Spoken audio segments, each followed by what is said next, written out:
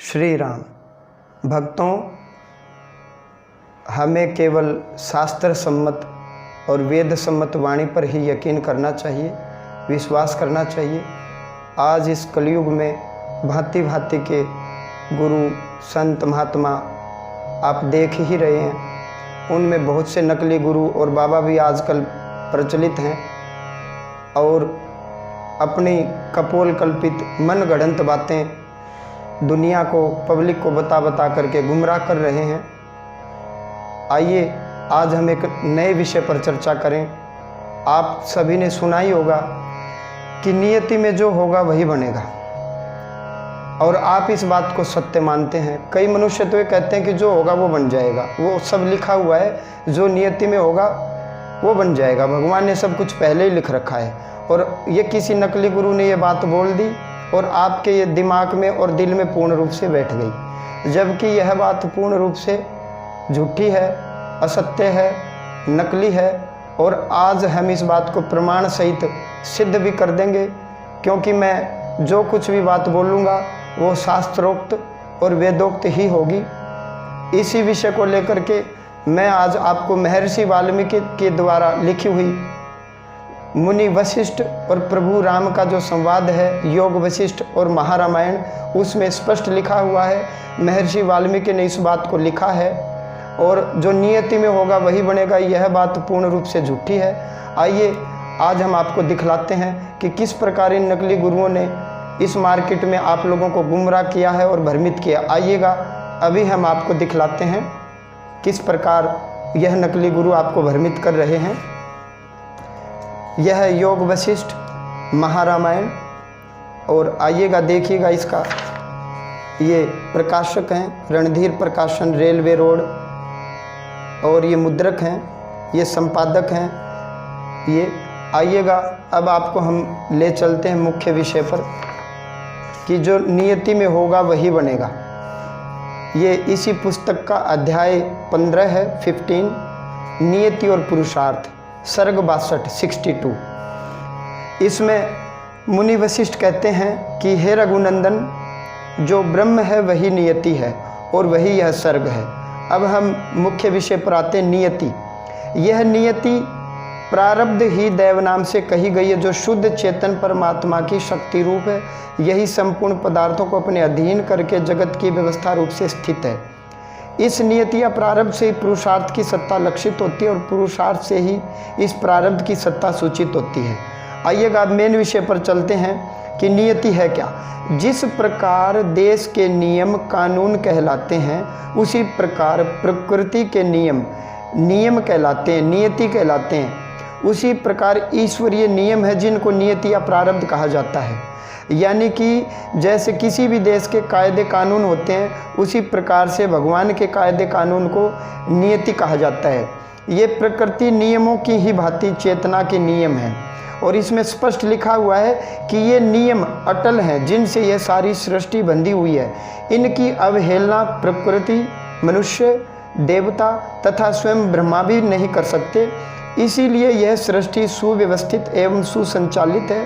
सृष्टि में जो घटनाएं होती हैं वे नियमों के अनुसार ही होती हैं। तो क्या कहा गया है कि जिस प्रकार किसी भी देश के नियम, कायदे कानून एक पुस्तक में लिखे होते हैं, और उस पुस्तक को हम कानून की किताब कहते हैं, संविधान कहते हैं, उसी प्रकार से इस आध्यात्मिक जगत में, इस भूमंडल पर जितने भी भगवान के कायदे कानून हैं, उस किताब को वेद और शास्त्र कहा गया है।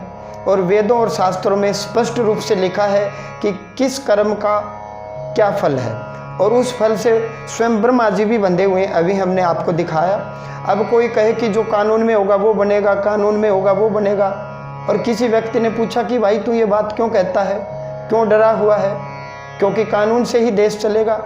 अब उदाहरण के तौर पर जो कानून जो बनाते हैं मंत्री इत्यादि संसद में बैठ करके, और वो भी इस कानून से बंधे हुए होते हैं। और जो कोर्ट में, न्यायालय में जो जज इत्यादि फैसला सुनाते हैं, वो भी कानून से बंधे हुए होते हैं। किस प्रकार, जैसे कोई अटेम्प्ट टू मर्डर, कोई किसी पर धारा लग गई, तो चाहे वो कितना ही बड़ा पदवीधारी मनुष्य हो, चाहे वो जज हो, चाहे न्यायपालिका का सर्वोच्च न्यायालय का जज हो, चाहे वो नेता हो, अभिनेता हो, चाहे आम नागरिक हो, जो कानून की किताब में लिखा हुआ है वही फैसला सभी पर समान रूप से लागू होगा, इक्वल रूप से लागू होगा, और वही सज़ा उस गुनाह की सभी को दी जाएगी।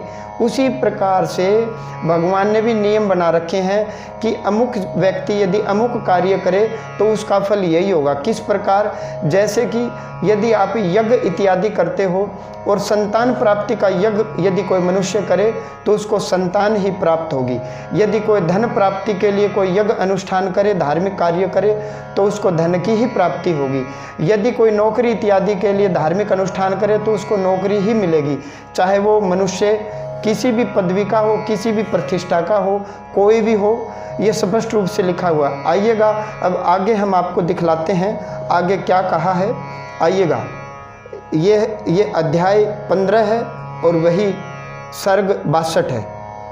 इसमें यहाँ तक हम पढ़ चुके। आगे क्या लिखा है? ईश्वर अपनी मर्जी से कुछ नहीं करता, प्रारब्ध के अनुसार अवश्य होने वाला भोग होकर ही रहेगा, ऐसा निश्चय करके बुद्धिमान पुरुष कभी पौरुष का त्याग न करे। कई लोग कहते हैं कि जो होगा वो बन जाएगा, परंतु इन्होंने स्पष्ट कहा है कि बुद्धिमान वही है कि जो प्रारब्ध के भरोसे, भाग्य के भरोसे न बैठे और पुरुषार्थ करे। इसमें स्पष्ट लिखा हुआ है कि बिना पुरुषार्थ किए प्रारब्ध का फल नहीं मिलता।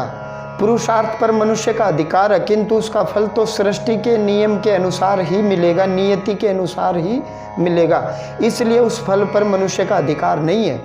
नीम बोने से नीम का फल ही मिलेगा, आम का नहीं। क्या बोना है यह पुरुषार्थ है जो मनुष्य के अधीन है, किंतु उसका फल नियति के ही अधीन है। नीम बोकर आम का फल नहीं मिल सकता। पूर्व जन्म में किया गया पुरुषार्थ ही वर्तमान जन्म में प्रारब्ध होकर यह नियम करता है कि अमुक को ऐसा ही होना चाहिए। जो भाग्य के भरोसे मूढ़ व्यक्ति हैं वो बैठे रहते हैं, और जो पुरुषार्थ करते हैं वही व्यक्ति सफल है। ज्ञानियों का प्रारब्ध भोग दुख रहित होता है। तो भक्तों, पुण्यात्माओं, अब हमने यहाँ से क्या सीखा आज? कि जो मनुष्य ये कहते हैं कि जो नियति में होगा वही बनेगा, वो मूर्ख हैं। जब तक हम स्वयं पुरुषार्थ नहीं करेंगे तो नियति कुछ नहीं करेगी। नियति का मतलब इतना है कि हम कर्म करें, और जो कर्म हम करते हैं उस कर्म का फल पहले से ही लिखा हुआ है। यदि हम यज्ञ करते हैं संतान प्राप्ति के लिए तो संतान होगी। यदि हम यज्ञ करते हैं धन के लिए तो धन ही मिलेगा। यदि हम यज्ञ करते हैं नौकरी के लिए तो नौकरी ही मिलेगी। उस किस प्रकार जैसे भौतिक जगत में हम जो कुछ भी गुनाह करते हैं तो उस गुनाह का पहले से ही कानून की किताब में लिखा हुआ है कि थप्पड़ मारोगे तो ये धारा लगेगी, इतनी सज़ा होगी। चोरी करोगे तो ये धारा लगेगी, इतने दिन का कारावास होगा। यदि किसी की हत्या करोगे तो ये धारा लगेगी, इतने दिन की जेल होगी। पहले से ही लिखा हुआ है।